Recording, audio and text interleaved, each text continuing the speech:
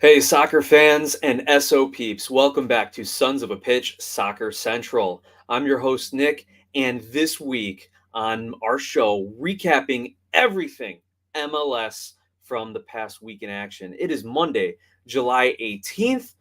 We've got like 25 or so games to get through. And let me first say, the stars were out this week. And that's not just a Hollywood reference because LAFC finally got Gareth Bale and Giorgio Chiellini on the field alongside Carlos Vela for a bit. But we saw Cucho Hernandez continue his scoring streak for Columbus. We saw Tati Castellanos give NYC the victory over rival Red Bulls. Oh my goodness, I can't do the alliteration tonight. It's all right. We're going to get through every game, and trust me, I'm not going to miss a beat when we talk about any of the highlights, the scores, the recaps, the plays, and all the news from around the league. Now, in the second half of our show, we continue our team profiles, and who better than to profile this week than the aforementioned LAFC, the Los Angeles Football Club. And if we have a little time, if we got some stoppage time in us, we'll take questions from you, the viewers, the fans that are live here in our YouTube chat every Monday night. So, without further ado, let's kick it off.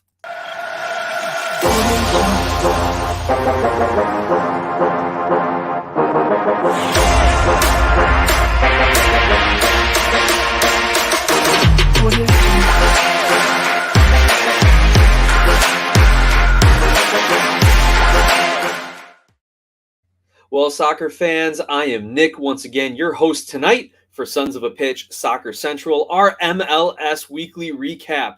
And we're going to look at all the games from July 12th through July 17th. You know, something around week 20-ish or so in the league. We still have a few teams on 17, 18, I don't think 17 anymore, but like 18, 19 games. We got a couple teams who are 20, 21 games, but that's a congested summer MLS schedule for you, right? Eventually, it all comes down to decision day. And with the way the playoff race is shaping up in the Eastern Conference and towards the bottom of the Western Conference playoff slots, you know decision day is going to have a big impact on the season. Now, like I said, we're going to recap all the action, profile LAFC in the second half, and then take some viewer questions if we got some stoppage time at the end of the show. So let's get right into it, as I said, because there are just a lot of games that we got to cover. And we're going to start with the games in Texas, rivalry, as rivalry week continues across the MLS. Austin hosting Houston and just rolling them 3-1. Now, we're going to talk about these teams later as we get through some of their other games, but really the theme here is Austin's offensive juggernaut continues to keep rolling. And they're pretty much at the top of all offensive statistics across the league this season, even eclipsing LAFC in most categories. Now, Austin, we saw them lay the foundation last season, and while we've come to expect big things from expansion franchises, they just didn't have it last year. But now they've hit on a couple DPs. They made some good inside MLS transfers and acquisitions, and Josh Wolf had that second offseason to get his team ready, and sure enough, they are second in the West, competing with LAFC for the Supporters' Shield. Now, Houston, however, moving in the wrong direction, and we're going to talk about Houston and the Dynamo a little bit later, so we will jump to the next game. Now, that was on Tuesday. Wednesday, July 13th, midweek action as rivalry week continued. Atlanta defeats RSL 2-1. Not a big rivalry game as we got a cross-conference matchup in this one. But for Atlanta, who is struggling with injuries, with goal scoring, with just the whole vibes in the team, if you remember Joseph Martinez's late rant, they end up getting a win against a contender in the Western Conference. And I say contender because RSL is still a top 4 club in the West, but I don't know how many people actually consider them contenders given LAFC and Austin are ahead of them. Anyway, it's great for Atlanta to be picking up points. They've had 4 points of their last 6 possible in their last two matches after Joseph's rant. So maybe the team is starting to come together. Maybe the front office and the coaching staff has said something to them.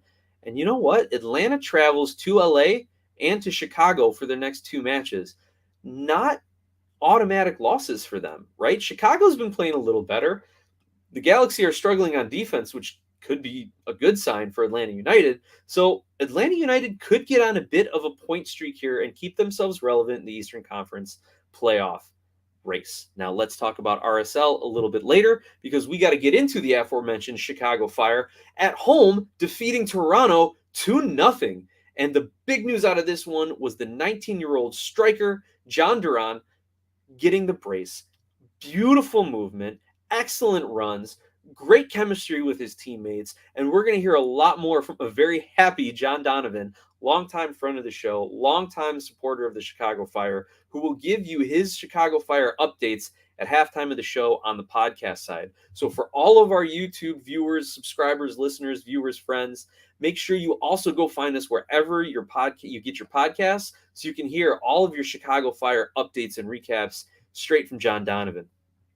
Side note, this might have been the game that retired Chris Mavinga. He said he was having some personal issues. He gave up the 2 goals. He got blown by the youngster, John Duran. This might be the game that benches him and gets him to start thinking about retirement. Next up, Cincinnati draws Vancouver 2-2 in Cincinnati. Now, Vancouver's trying to make a bit of a playoff push here, but not sure if they can jump Seattle and Portland, even after their result against the Timbers later in the week. I think Vancouver's best bet to make the playoffs at this point is that they've got to just do better than the Galaxy and hope everyone else kind of loses, because I don't think, like I said, they're going to be able to jump Seattle and Portland, though Seattle not having an easy go of it as of late, and we'll get into that. Also, Vancouver has still 2 more games against the Galaxy, so they got to beat the Galaxy, jump them, and hope the rest of the league falls a little bit. Solid draw for Cincy, except they want more. Are they going to be? We'll talk about their next result. Is this the beginning of that inevitable drop-off some people were predicting? We'll keep an eye on it. Next matchup, Eastern Conference, DC United in the nation's capital taking on the Columbus Crew, and it's a 2-2 draw. And this was a great result for DC because despite being the home team and despite having to go up against the latest, greatest MLS signing in Cucho Hernandez, they get a come-from-behind draw. They scored 2 goals in the last 10 minutes. And really, it's kind of the same theme, though, for DC, despite crawling back in this game. Taxi Fountas is scoring goals, but DC is dropping points. They need to figure that out. And there's going to be a little bit more news we'll get to as we recap their next game. Now, last week we talked about the Columbus Crew with Connor McCabe. So go back and check out our recap last week. Go check out Connor Knows Soccer and his channel, and you'll hear a little bit about some of the Crew players that we discussed. Sila Rayan, Hernandez, as well as Pedro Santos, Derek Etienne. We get into a little bit of a breakdown. All guys that I love. Anyway, couple of quick scores also on that Wednesday. Miami drops a result to Philly, 2-1. Minnesota United draws Sporting Kansas City 1-1. And this was a bit of a shocker to me. Nashville defeats Seattle 1-0 because Seattle now has lost back-to-back games. That's 2 losses in a row for Seattle. And it doesn't stop there. We'll get into that as we recap the next weekend's group of games. Colorado draws Orlando 1-1, and people are starting to question whether Colorado really is a contender in the Western Conference. Despite finishing atop the conference last season, came down to some interesting calls on decision day. Honestly, I don't think they have the talent to compete. Everyone can throw heaps of praises on Robin Fraser. I just don't know if he can tactically go toe-to-toe with some of the best coaches in this league, especially if he doesn't have the talent level that they do. And they've been making some moves as well. Really what Colorado needs is for Zardes to find his striking form again, maybe get used to that elevation, playing up in that thin air in the mountains. Maybe once he gets settled, we'll see a turnaround. I don't know. Next up, Dallas falls at home to New York City, 1-0. Good result for New York City, who's maintaining the wins, but are they getting the goals? Not as many goals being scored against Dallas as they probably should have. And then the final game of that Wednesday, a wild one, Cali Classico, the Galaxy at home fall to San Jose 3-2. Guys, just embrace the chaos. When it comes to the Galaxy and San Jose, just embrace the chaos. San Jose gets 2 goals in the 13th and 14th minute, goes up 3-0 in the 40th. Then LA claws back 2 more in the second half, and it's a wild finish, but San Jose hangs on to the win. And wouldn't you know it, the GOAT, according to many people, Chris Wondolowski is in the locker room leading the post-game chants after a victory over rival LAFC, one of the oldest rivalries in MLS and probably one of the biggest ones. Now, we got a few people checking in with us on the chat. Brother BKL says, hey, Nick P, let's get ready. Our recap and news. You got it, Brother BKL, and thank you for sending me some information about Tati. I'm going to work that in a little bit. A new Wiseman says, have you heard about Darren Eales? I have heard about Darren Eales. It's a wild move for Atlanta, but a great move for Darren and Newcastle United. Darren Eales, I think he's the GM or VP of Sporting. The reason why Atlanta has been successful, he ends up taking, I think it's the GM position with Newcastle United in the Premier League. So everything that he has built with Atlanta, and probably built some good relationships with the people at Newcastle United with the Miguel Almiron deal, is paying off for his career now. He gets to go overseas to a Saudi-owned team in Newcastle, a team that has a rabid fan base and who just wants success. Maybe they'll loosen up the pocketbooks for their new GM man in charge. Connor says, what's up, Nick? Connor, what is up? And Amazing Kook 143 says, scroll down. Thank you. I totally forgot to update the screen. We can do that absolutely for you, Amazing Kook. Amazing name, by the way. Get a little kooky here as we talk MLS.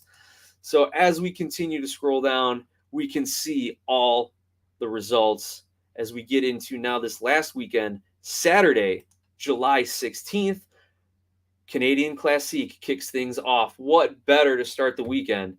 But it's a Montreal victory at home against Toronto, 1-0. And guys, if you can send out a message to our founder, Mike Guglielmi at SOP Soccer on Twitter, just express your condolences for the rough week TFC have had, losing to Chicago, losing to Montreal. Also, Jay, I know you're out there as well, man. I was thinking about you when we had that match. But you know what else I was thinking about, soccer fans? Jordy Mihailovic gets back after missing 6 games for Montreal, not to mention the international window with the USMNT, as well as a smattering of other games that Montreal had as well. But Jordy was back, missed 6 league matches, played about 30 minutes, got involved in the game. Definitely not his, early season form, but coming back, and Montreal squeak out the 1-0 victory. Now, what's interesting to me about this result is, as bad as TFC has been in regular seasons, they always kind of seem to be a boogeyman for Vancouver and Montreal in Canadian Championship and any of the other tournaments, preseason type stuff. Like, they always seem to kind of have their number as a Canadian rivalry, right? But not anymore. Montreal gets the win, and maybe tides are changing. Then again, tides might change right back once Bernardeschi and Insigne get settled into Bob Bradley's system north of the border here. Another big result, Philadelphia beats New England 2-1. Philly continues their winning ways. They had the huge 7-0 win against DC when they finally found their offense. And then they beat New England.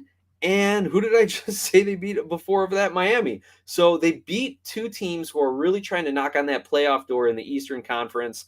And it really is establishing them as the top team in the Eastern Conference again. New York City held it for a bit. Red Bulls held it for a bit. Montreal at some point was going to make a push for it before Jordy got hurt.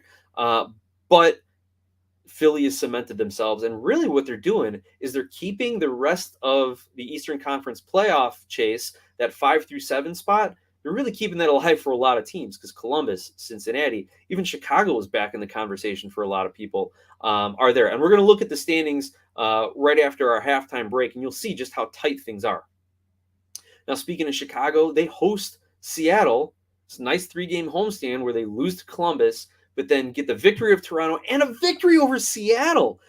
I would have never thought this. I mean, in my picks and predictions video, which, by the way, if you haven't liked and subscribed and started looking at the picks and predictions videos we put out every Thursday, make sure you do that, because I try to give a little gambling advice and wisdom there, and I just try to pick them as I see them. On top of that, Seattle with 3 straight losses, and not just that, goalless in 3 straight losses to Portland, and now to Chicago.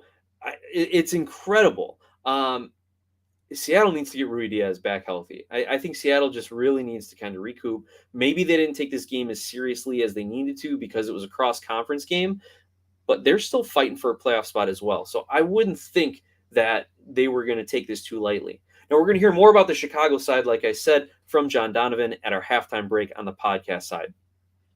Now, the next batch of games, we had Miami beating Charlotte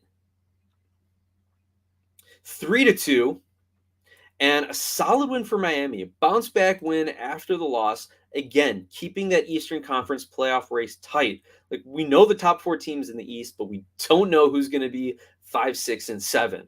And even if Montreal can hang into that 4 spot, Charlotte just can't get those consistent results. So I'm not too worried about them as a franchise. If their goal is to make the playoffs this year, they may fall short of that goal. But as an expansion franchise, that should be the goal, but don't be upset if you're not going to reach it, because it's inconsistent. You have, plus they made a coaching change. Now, it may have helped them in the long run, but you can never really expect a team with a coaching change 9 or 10 games into the season to really light the league on fire and be a lock for the playoffs. There's always going to be a lot of question marks. And as we said in episodes prior, if Karl Swiderski is not scoring, getting involved in the offense, getting into dangerous areas, it's pretty hard for Charlotte to have some consistent offense.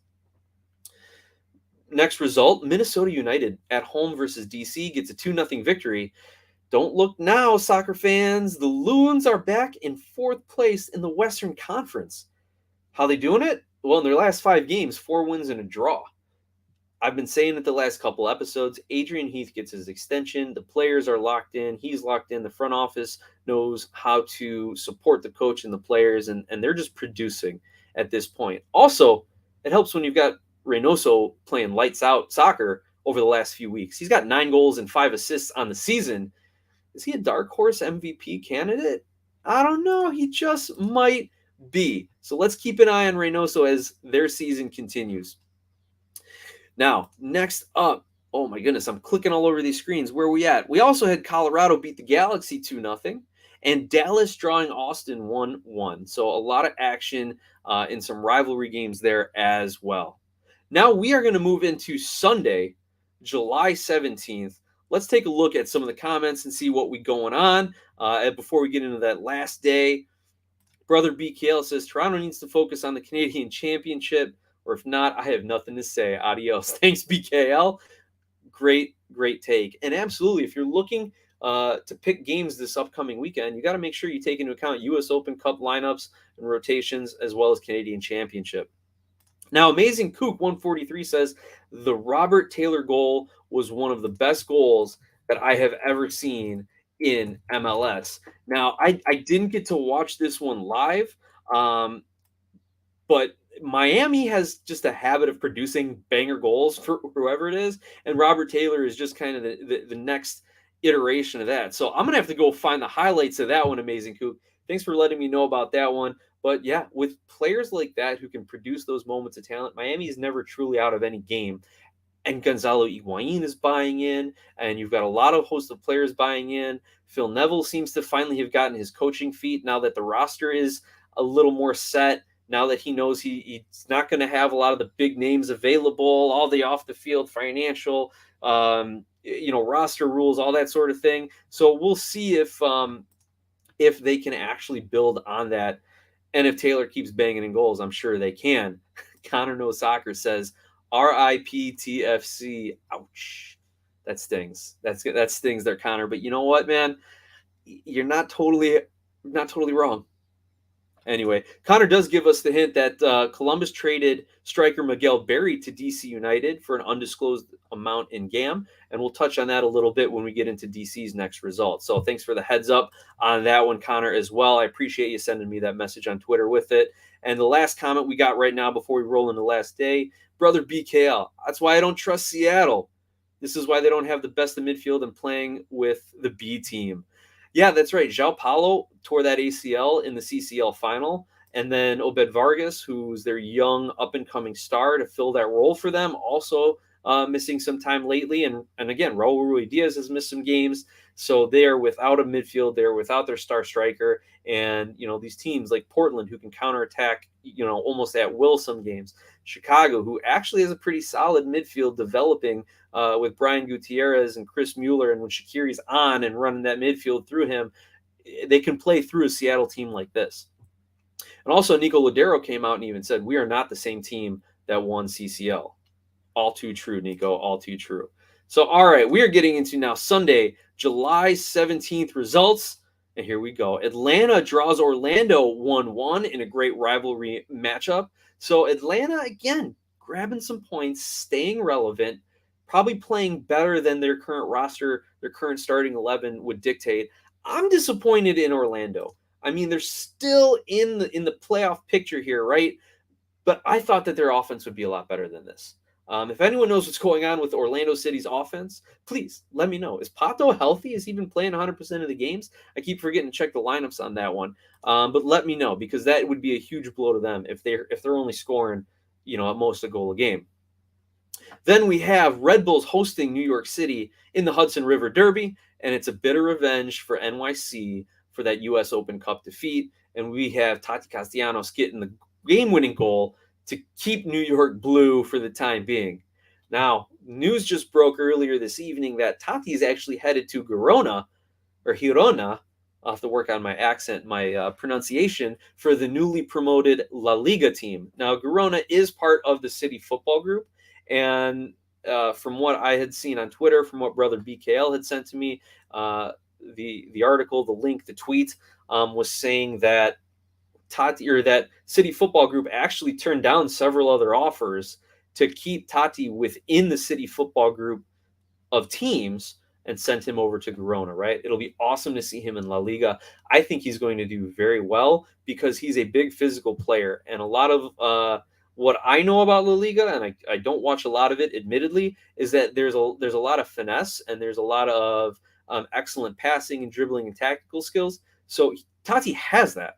But as a counter-pressing pressing kind of forward, he's a big physical presence that maybe La Liga defenders aren't going to be used to. So if I'm wrong on that, please let me know. I'm not trying to claim to be any sort of Spanish soccer expert, but that's kind of my initial impression just looking at a couple of, watching a handful of games a season in La Liga. But my question is, we don't know the details on it, right? How much is it worth? That's what we need to find out. Does anyone have any guesses? How much is Tati going for? And I think the question is he a $20 million striker? Now, we saw Ricardo Pepi jump over to the Bundesliga for $20 million. We've also seen Daryl Dike go to West Brom for around $10 million. Heck, the Chicago Fire is selling a goalkeeper for at least $10 million, right? So you got to imagine that a prime striker here is going to be upwards of 10 at least. But it's hard because that's just it. He's a striker in his prime right now, coming into his prime. So we have Ricardo Pepi and Daryl Dike who have tons of upside. Tati's ready to play and score now. And here's where I think City Football Group is making their bet. I don't think that it's going to be a $20 million kind of purchase. It's a newly promoted team. They still have some roster building to do to make sure that they can stay up in La Liga, in the top flight in Spain. But they want to have that sell on. If they're keeping him within City Football Group, I think it'll be more of a shorter term, maybe 2 to 4 seasons there, and then they sell him again and make the big money. They're betting on Tati, and Tati's betting on himself. Anyway, let me know what you think in the comments, and we'll touch on that once we wrap up this roundup. Next rivalry game, hell is real. Connor, I know you've been waiting for me to touch on this one. Columbus Crew 2, FC Cincinnati 0. And Cucho Hernandez just proves how great of a signing. This is his 4th goal that he has scored in 3 appearances. I don't even think he's played 90 minutes yet, and he's got 4 goals. It's an incredible signing, 23-year-old player coming over from Watford, and the Crew are playing confident. And you're seeing Zelarayan's game get lifted up because now he knows he has a world-class striker he can play alongside, that he can play balls to, that he can find him. That set-piece goal, the little head flick on that Cucho does, Zelarayan puts the ball only where Cucho is making the run. And Cucho knows he's at the near post. He can't flick it into the near post and redirect it, so he flicks it back over the rest of the defenders and the goalie into the far post. It was a thing of beauty. And from what I was hearing on Extra Time, the MLS podcast, he's doing that deliberately. That was not any sort of I'm just going to hit it up and see what happens and it ends up in the net. That's deliberate. That is a quality striker knowing where he's at in the field and making his own adjustment to put the ball on net in a place where nobody can get it, not even the keeper. So that Cucho signing is fantastic. Now, Cincinnati, still in the playoffs, still a huge improvement on last season, obviously. A solid team, but, again, we said it before. They draw against Vancouver in Cincinnati. Now they go to their rival Columbus, and they don't score in the rivalry game. So maybe this is the beginning of that decline for Cincy that so many people picked, this, as the statisticians would say, the regression to the mean for Cincinnati. But we'll see how they hold up when they get back to, I think, 100% health. I feel like there's a few little guys that were missing some time here and there. But again, go check the lineups on that. And again, as Connor pointed out, Miguel Berry gets transferred to DC United, which I think he's going to play really well alongside Taxi Fountas. I don't know if Wayne Rooney's going to have that lone striker or if he's going to try to play, two striker up top. That's what I'm guessing if they're going to sign Miguel Berry and already have Taxi Fountas on a DP deal, that they are going to try to play a two striker setup.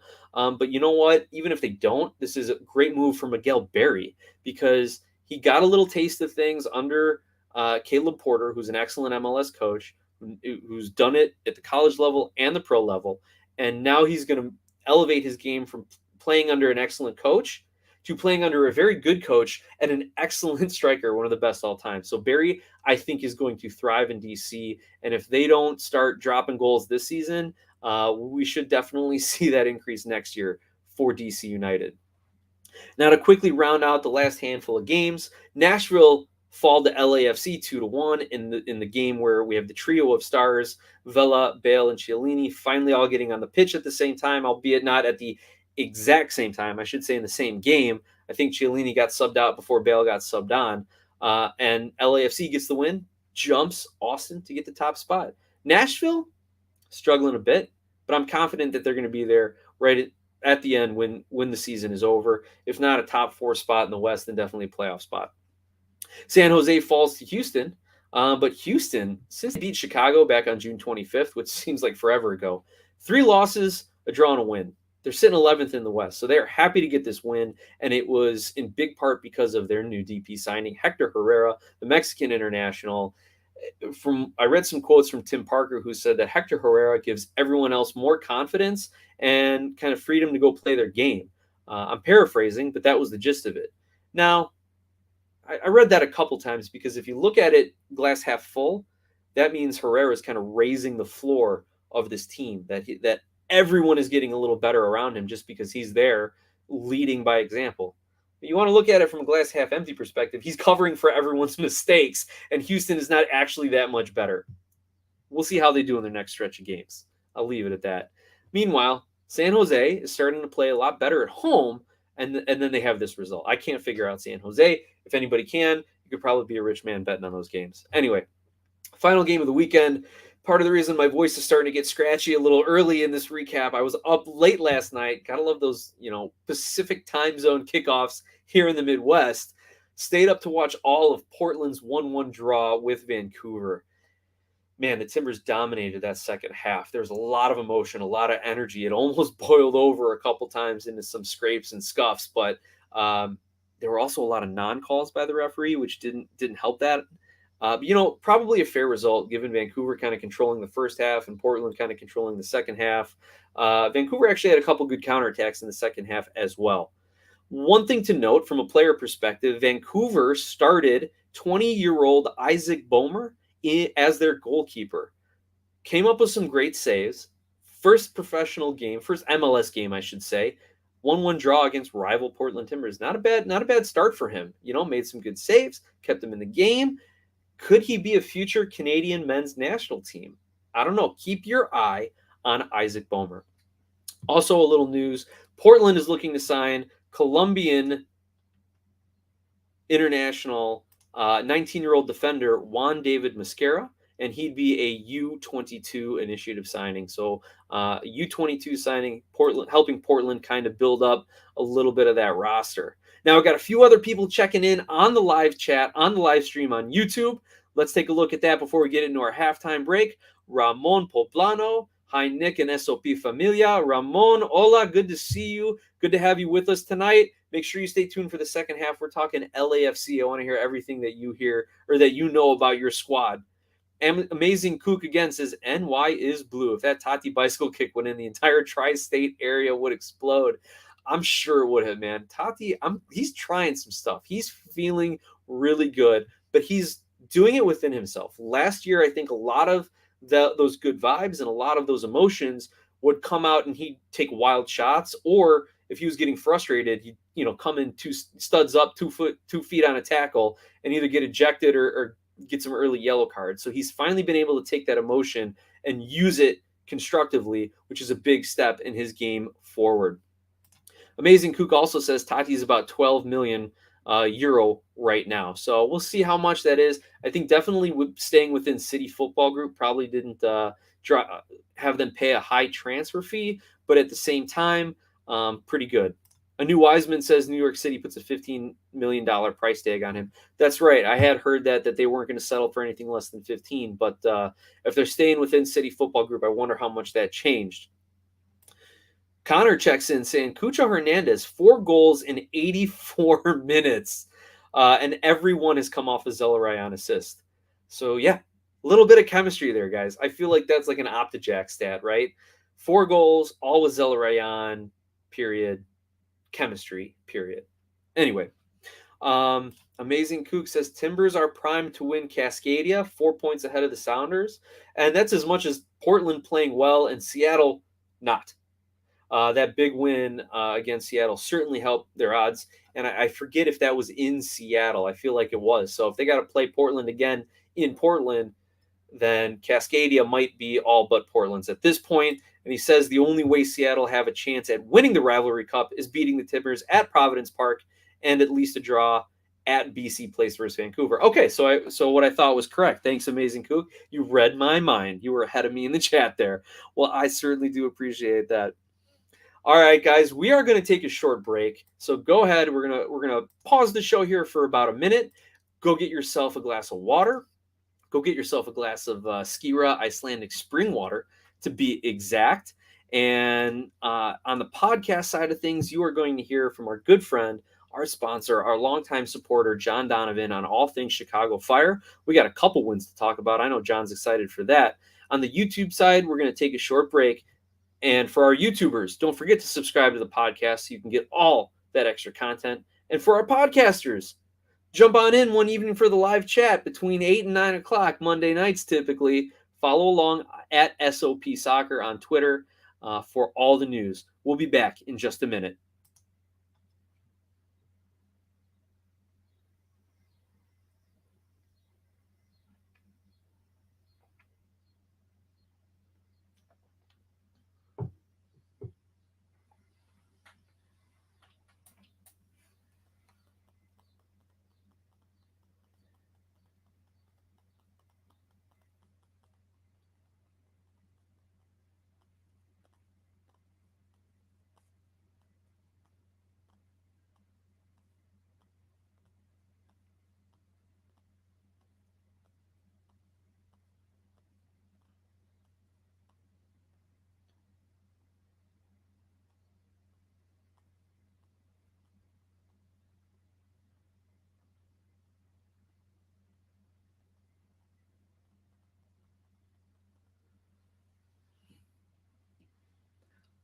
All right, soccer fans and SOPs, are we ready for the second half? Well, I am, and that's really all that matters because I'm the one hosting the stream and the podcast here. But I'm sure you are ready. I'm not going to be insulting you. As a reminder, just a little housekeeping matter. Make sure that you are subscribing on YouTube at Sons of a Pitch Soccer Central, as well as wherever you get your podcasts. Look for Sons of a Pitch Soccer. You can follow along on Twitter at SOP Soccer, as well as email us at sonsofapitchsoccer@gmail.com or podcast at sonsofapitchsoccer.com if you're liking things on the podcast side of things. If you want to support our show, if you love the entertainment, if you love the chat, if you love that we're trying to grow the game through conversation, this was a very independently grown podcast. Mike and I started this about 5 years ago in his trailer, in his RV, and we were recording between his RV, my garage, staying up late, drinking Johnny Walker, figuring out how to edit audio on like bootleg software we could find. And now here we are about 5 years later with over 6,000 YouTube followers, 1,000 Twitter followers, continuing to grow, putting out new content. If you like what we're doing and you want to support what we're doing, email us or send us a DM on Twitter if you'd like to get in at the sponsorship level. And we're willing to discuss sponsorships on social media or as well as on the channel. But additionally, if you want to just thank us for a quick dollar here, this is 45 minutes to an hour of entertainment for free. Better than most movies and TV shows, I would say. So throw us a super chat or a super thanks or whatever they're called. Do they still do stickers anymore on YouTube? I don't know. But make sure you check that out and you support us. Throw $1 or $2 if you like what we're doing. If you love what we're doing, 10, 20 bucks. Also, I know Mike wants to try and get back and do some more live streams, maybe get into a few TFC matches. He's already watching them. So if your team's got a game coming up against TFC, hey, throw $5 our way and tell Mike to get on and do a live chat, and we'll jump in and we'll chat with you in the game. Also, again, speaking of all of that, I want to thank John Donovan and Ski Icelandic Spring Water for sponsoring our podcast and sponsoring the channel. We really wouldn't be here if it weren't for John's support, and I can't thank him enough for all his texts and emails and financial contributions to and what it means to the show. So, John, I really appreciate it. And I'm really glad that you got to talk about 2 Chicago Fire wins tonight. I'm so happy. I just wonder how long they can keep it up. I don't care how long they can keep it up. I'm just going to enjoy it while it happens. Now, into the second half of the show, we are talking LAFC, Los Angeles Football Club, continuing on our team profiles here. Now, LAFC, it's obvious. Let's take a look at the standings here, right? LAFC is at top of the Western Conference. They are averaging 2.1 points per game. That is typical supporter shield type of stats. Anything over 2, you're talking supporter shield. Anything around 1.5, you're talking a really good shot to make the playoffs. Anything right now in the Western Conference around 1.3 to 1.4, you're looking at fighting for a playoff spot. So LAFC is in prime supporter shield position right now, just ahead of Austin, who's on 41 points, 1.95 per game, and top of the East, Philly, with 39 points, 1.86 points per game, but New York City, 1.9 points per game as well. But we're talking LAFC here. They seem to be a lock for the Shield, even though we've got about a dozen games left or so, right? If not more. But what else can we say about LAFC? Let's take a look a little bit more about their results here. 42 points through 20 games, 40 goals for, 22 goals against. So, they're scoring a couple goals a game, which is fantastic. Most teams are happy if they're averaging at least 1, especially those teams struggling, to make the playoffs. Where can they get consistent scoring? LAFC has that figured out. 40 goals for, 22 against. They have 13 wins, 4 losses, and 5 draws. And their only loss in 11 home games is against Austin. That's how you win in any league. Win your home games and try and steal results on the road. And on the road, they're 5-3-1. At home, 8-1-2. Why are they so good, right? They've got stars. They've got a good coach. They've got excellent play. They got the fans. They got everything. But let's try and break down a little bit. We're going to get into a little statistical discussion as well as we'll add in some of the eye test at the end of it here. But why are they so good? Let's look at their goal scoring. So their expected goals is around 34.4, but they've actually scored 40. So they've scored about 6 more goals than statistics would suggest they would. So they're outperforming, or they're making the most out of their opportunities, however you want to look at it. Now, they've got 284 shots on the season, 104 shots on target, about 15 shots per game. Their shot on target percentage is about 37%, and they're getting, here's a crazy stat, 0.12 goals per shot. So, they're getting a goal and a half. If they're averaging 15 shots a game and they're scoring 0.1 of those, they're getting a goal and a half a game just on volume right now, right? And by the way, I mentioned those statistics not because I just like pretending I know what I'm talking about, but when you compare them to the league, LAFC is top 5 in all of those statistics. So they are leading the league in just about every offensive category. Let's continue on. In passing, they're top 3 in progressive passing, meaning moving the ball forward. But they are only in the middle to bottom half of the league in other passing categories. So what does that tell you? When they get the ball, they're pushing it forward. They're not playing a lot of possession in the back line. They're not playing a lot of, as you would say, tiki-taka. They're not, goalie to defender to goalie to defender to mid to defender. They're not a lot of build up possession. They want to counterattack. They want to play fast. They want to play direct. And that is working. Obviously, what did we just say about all those shooting and offensive numbers, right? Now, let's go to the other side of the ball, right? Let's go to the defense here. Now, LAFC has been high pressing a little bit more, which may show some of the lesser passing statistics.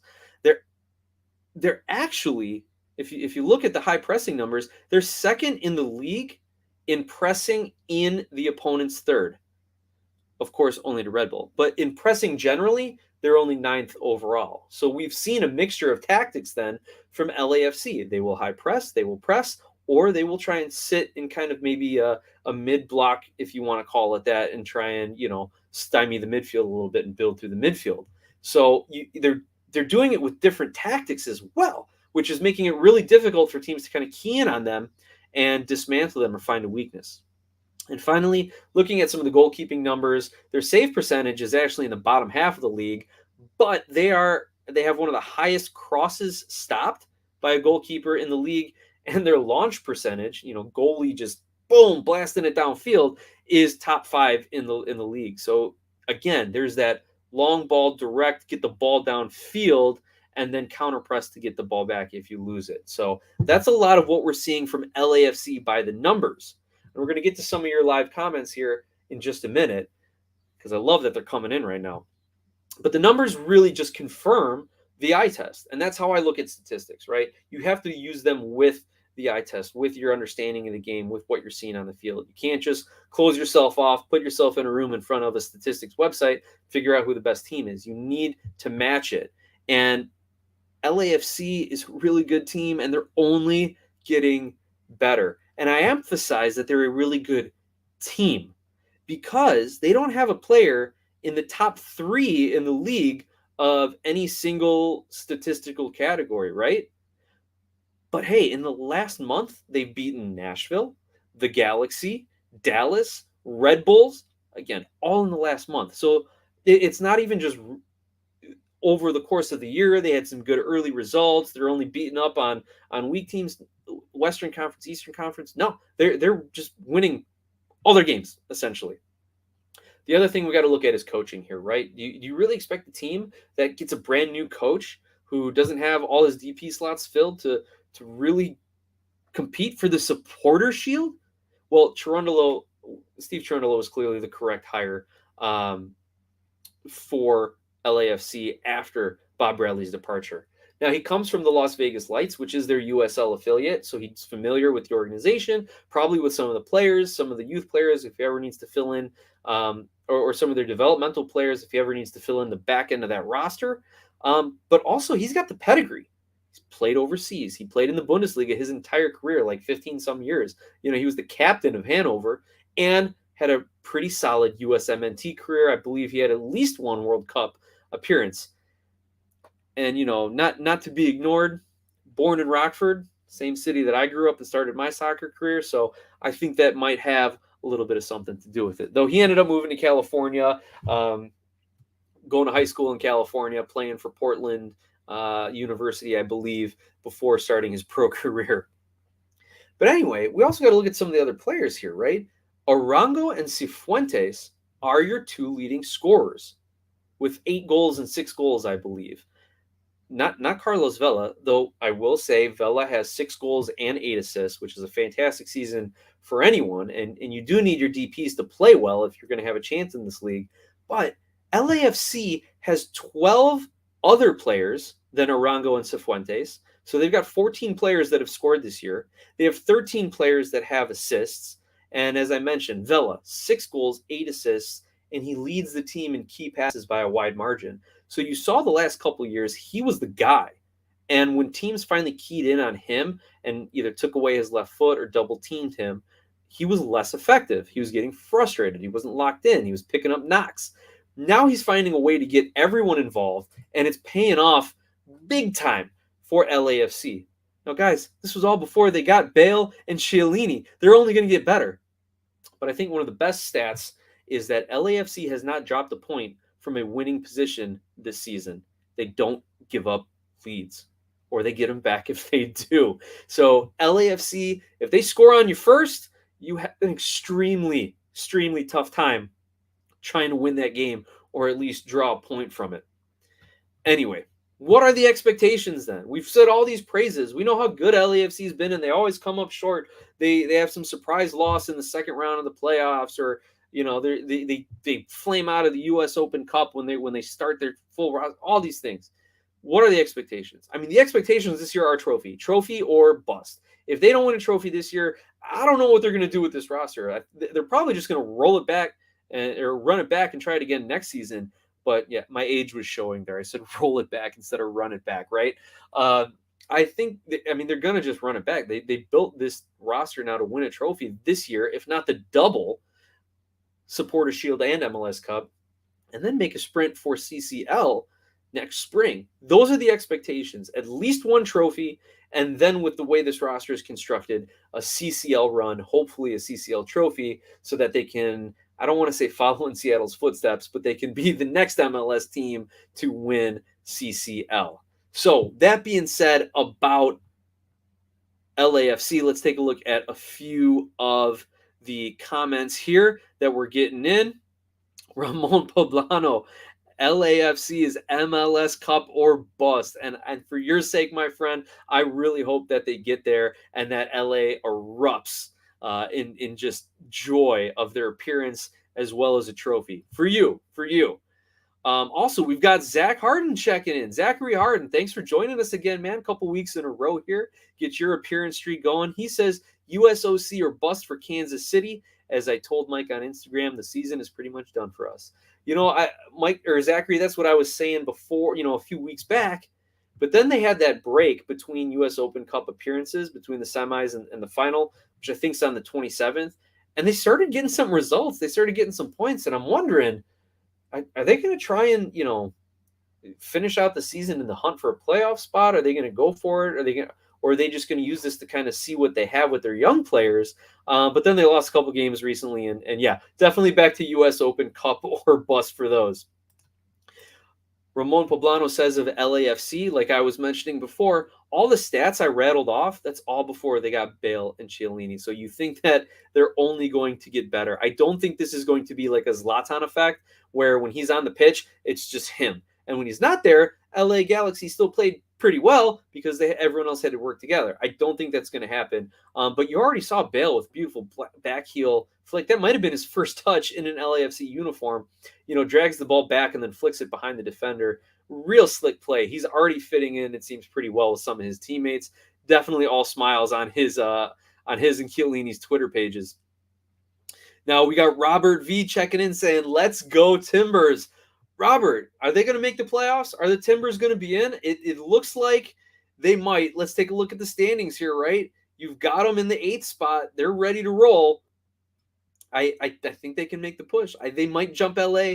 They might jump Dallas. I don't know if they can jump Nashville because I think Nashville's too solid. But I definitely think that Portland's got a real good shot to get into the playoffs there. Brother BKL says, remember since SKC when they were winning MLS Cup and no Supporter Shield. Yeah, that's right. And I think Sporting Kansas City, they're a victim of their own success over the last decade, right? The consistency with Vermees, the consistency with guys like Zusi and Espinoza and Tim Melia. Like, everyone just kept expecting them to win trophy after trophy after trophy, and it's just not that easy in any league, especially a league of parity like MLS.